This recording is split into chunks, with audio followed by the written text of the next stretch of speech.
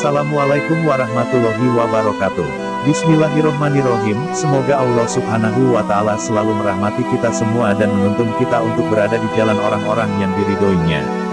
Sholawat serta salam semoga selalu tercurah kepada terkasih baginda Nabi Muhammad SAW, keluarganya, sahabatnya dan insya Allah kepada kita yang mengikuti sunnah-sunnahnya. Pada kesempatan kali ini kita akan merangkum, membacakan kembali kisah tentang Syekh Muhammad Nafis Al-Banjari. Salah satu permata Kalimantan pada zaman dulu adalah Syekh Muhammad Nafis Al-Banjari, lahir sekitar tahun 1150 Hijriah, 1735 Masehi, di Martapura, Kabupaten Banjar, Kalimantan Selatan. Beliau adalah keturunan Sultan Kerajaan Banjar dan nasabnya bersambung sampai ke Pangeran Suryansyah atau Pangeran Samudera, Sultan pertama Kerajaan Banjar yang memeluk agama Islam dan terus bersambung sampai ke Raja pertama Kerajaan Daha Kalimantan yaitu Pangeran Suryanata atau Raden Putra, suami dari Putri Junjung Bui.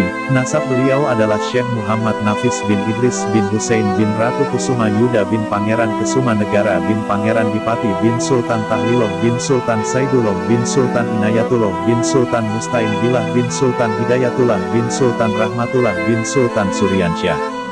Sejak muda beliau sangat cinta akan ilmu, sehari-hari digunakan beliau untuk menuntut ilmu agama baik itu ilmu tauhid, fikih, tasawuf maupun ilmu-ilmu lainnya, sehingga kegemaran beliau ini membawa beliau melanglang buana mencari ilmu sampai ke Mekah. Diperkirakan zaman Syekh Muhammad Nafis ini bertepatan dengan zamannya Syekh Muhammad Arsyad Al-Banjari, dan sebagian guru-guru Syekh Muhammad Nafis juga guru-guru dari Syekh Muhammad Arsyad. Adapun sebagian guru-guru beliau adalah 1. Syekh Abdullah Hijazi Asy-Syarqawi. 2. Syekh Sidik bin Umar Khan. 3. Syekh Muhammad bin Abdul Karim As-Seman Al-Madani. 4. Syekh Abdurrahman bin Abdul Aziz Al-Banjari.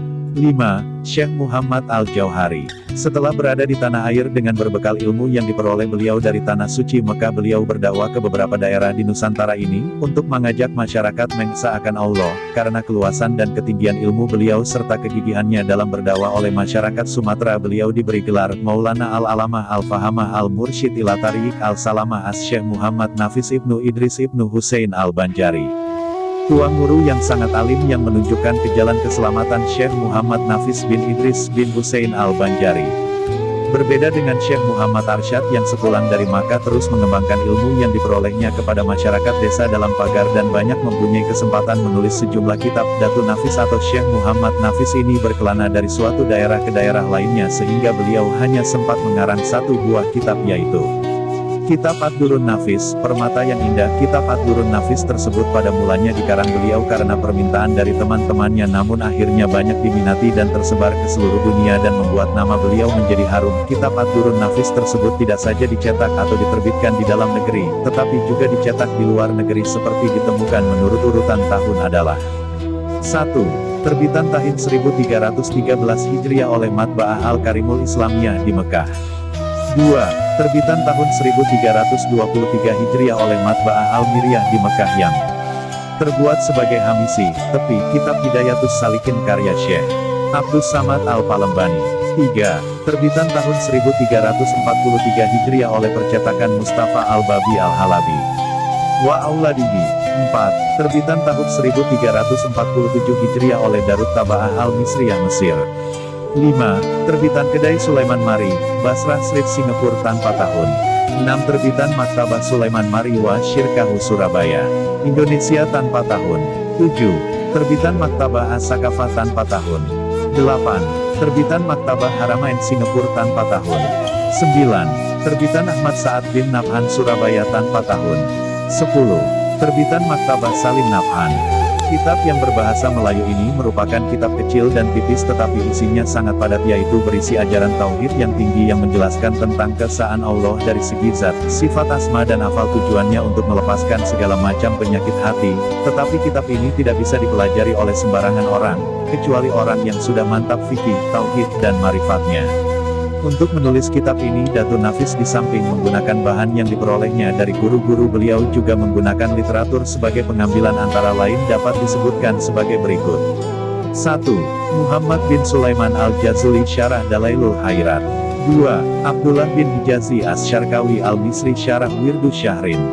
3. Abdul Wahab Asy-Syarani Al-Jawahir Wad Durar. 4. Muhyiddin Ibnu Arabi Futuhal Makkiyah Fususyul Hikam. 5. Abdul Ghani An-Nabulusi Syarah Jawahirun Nususyul Fihali Kalimatil Fusus. 6. Ibnu Athaillah Al-Iskandari Al-Hikam. 7. Ibnu Raslan Syarah Hikam. 8. Ibnu Abad Syarah Hikam. 9. Abdul Karim Al-Jili Insanul Kamil. 10. Sidik Ibnu Umar Syarah Kasidah Ainiyah. 11. Sayyid Mustafa Ibnu Komarudin Al-Bakri Wirdi Syahrin. 12. Syekh Muhammad bin Abdul Karim As-Samani Al-Manha Al-Muhammadiyah, Ikatsatul Lahfan Anwanul Jaluwah Fisyanil Halwah. 13. Abu Hamid Al-Ghazali Ihya Ulumiddin, Minhajul Abidin. 14. Abdullah bin Ibrahim Mirgani Muflis Muftasar Tuhfah Al-Mursalah.